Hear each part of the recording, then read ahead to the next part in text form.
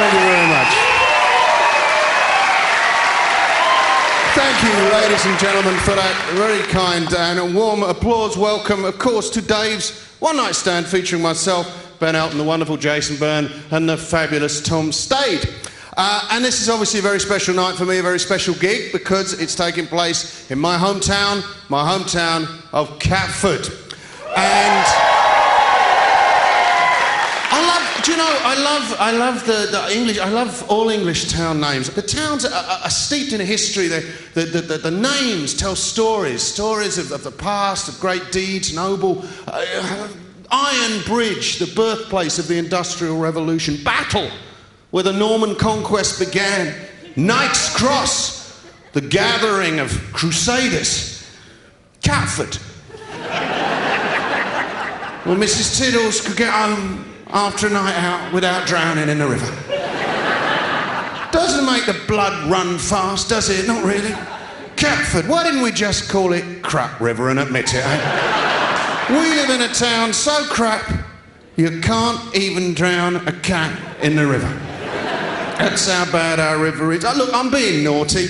I'm feigning ignorance for comic effect, which is what comedians do, you see, because I know it doesn't mean Catford. It does not cat at all. I've done my research. It's short for cattle.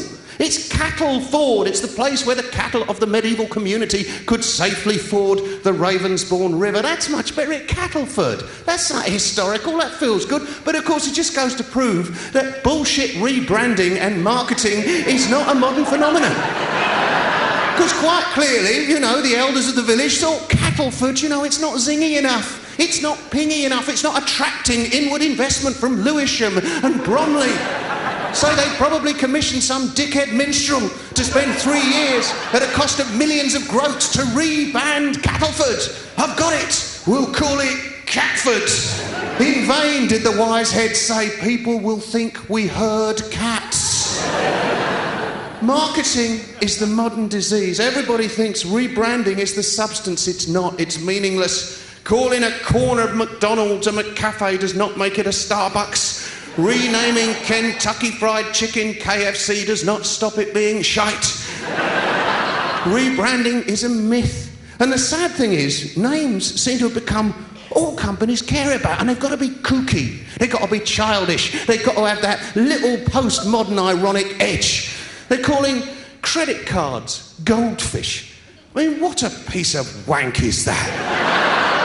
You can just tell they were so pleased with that, weren't they? Hey, let's make getting into debt fun, you know. People can say, let's pay by goldfish. Oh, do you take goldfish? Hilarious.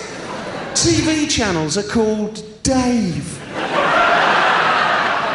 What a lot of wank. You can just imagine going, what should we call it? Well, it needs a name. Hey, let's just call it Dave. Yeah, that'll be fun. That'll be kooky. That'll be whizzy. That'll be juvenile. Dave. Why Dave? The funny thing is, while television channels are getting given boys' names, actual kids are being named after anything under the sun. Suburbs of New York, fossil fuels, grape varieties, counties, countries, continents. Yeah, did you hear Brooklyn, Diesel, Chardonnay, Ireland and Dakota were round at India's watching Dave? And this actually reminds me of creationism. Because the creationists, who believe that the world was built in 6 days, have decided to rebrand their ideas. Just like Cattleford became Catford, they've decided to rebrand it to make it more acceptable to the media. And they've come up with the concept of intelligent design. You've probably heard about this. This is what the creationists want taught in schools. They want to say, Darwin's rubbish, random selection, forget it. Surely, they say, consider the glory of humanity, the wonderful complexity, the beauty of its myriad strangeness. Surely, they say, the human form is so splendid, it could only be the result of an intelligent design. Well, personally, I think all the evidence points in exactly the opposite direction. Because if the human form is simply the result of Darwinian natural selection and random chance, then it's pretty flipping amazing. On the other hand, if somebody's thought it through, there's a few questions I want answered. Exactly, for instance, which intelligent designer decided that the only erection that a man can absolutely rely on every time is the one first in the morning, which is no good for anything except pissing on the ceiling? Intelligent design. Consider recreation. Consider recreation, ladies and gentlemen. Recreation, procreation, the species must be procreated. So God's working out his designs. It's early on, it's thousands of years ago. We're in Eden. God's deciding how men and women will procreate. He's thinking, well, I've had this idea. I thought we could start with the seed from the man. I thought we'd get the egg from the woman. We put the seed inside the woman with the egg, and the baby would grow inside the woman. What do you think? It's not bad, is it? I mean, it's got a certain robust beauty to it, hasn't it? You know, it's okay. Although, if you are God, and you are starting from scratch, and you can do whatever you want to produce babies, it would be sort of simpler to just pick them off the tree or dig them out of the back garden. But let's go with the way God designed it, okay? Okay, so the baby's inside the stomach. What's going to happen next? So how's it coming out? Oh, through the fanny. It's coming out through the fanny.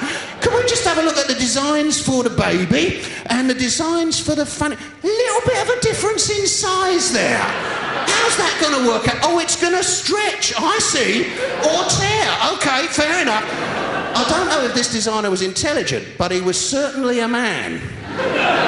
I mean, consider God's greatest ideas. And I actually think that if you actually consider evolution, it's almost enough, mate, to make me believe in God. But if you consider it was deliberate, what about God's best idea for women of all? He always reserved his best ideas for women, didn't he? Every time he's talking to Eve, I've got this fabulous idea, you're going to love it. It's a working title, I'll get something better. I'm calling it menstruation, right? It's a lovely idea. For 1 week a month, for 40 years, you're going to have stomach cramps, you're going to feel bloated, you're going to want to knife everyone you meet, and your fanny's going to bleed. What do you think? Not a bad idea, right?